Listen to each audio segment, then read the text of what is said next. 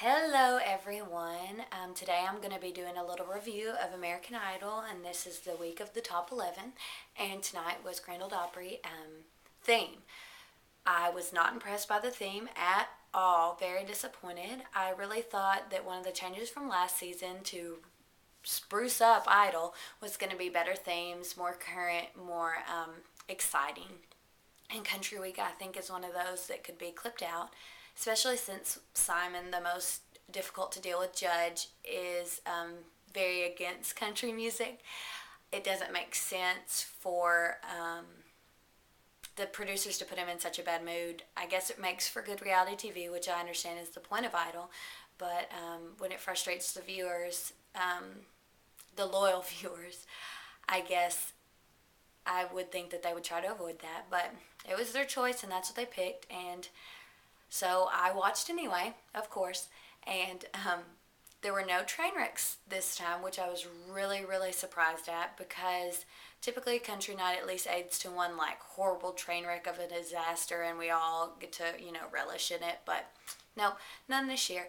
I'm kind of going to just go through the contestants and give my little take on them just for fun and for me to keep track of the contestants throughout the season. So this is my first video on this season because I feel like now is when it was really getting good, because last week I still feel like they were pretty horrible.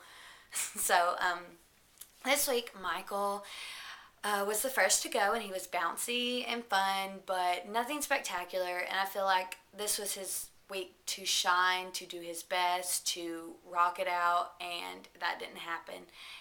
Disappointed and kind of put off by it, so he's definitely not one of my biggest faves right now. Allison was next, and she was fun, she was spunky, she was really put her spin on things, which the judges love at this point in the competition, but I'm afraid as the competition goes on, they're going to say she's unoriginal and boring.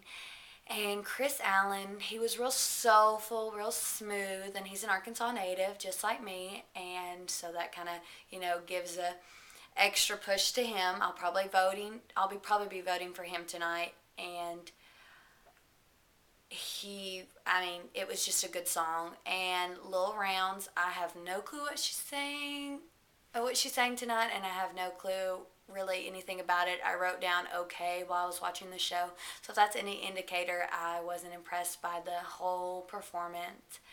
Adam sang next, and he sang Ring of Fire, and it was special in in several ways. It was almost scary to me. Like, I felt like I was going to be sucked into the TV and taken to his leader.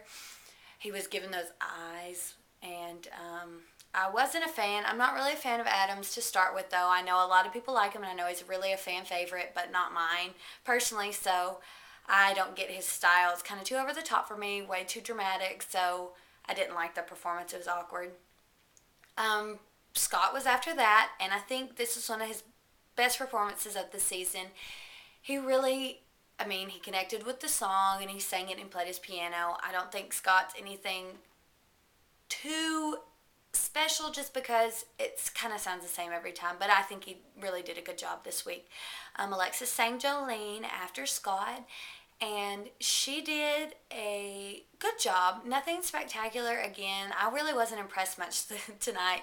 I guess I was being difficult, but she definitely didn't sing bad. It wasn't her voice in the song. It just wasn't anything too gripping, because, Jolene is one of those songs that has been sung over and over again.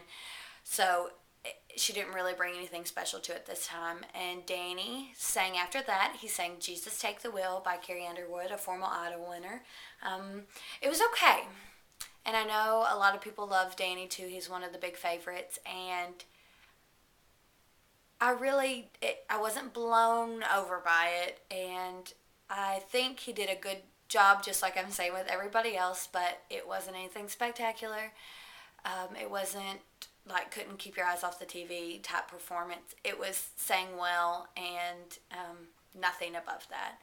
Anoop sang "You're Always on My Mind," and I'll have to say he was my favorite of the night. I think he really put some feeling and emotion into his delivery, which whether he felt the song or not, I could care less, but his delivery was really impressive, and you could tell that he had listened to the lyrics and really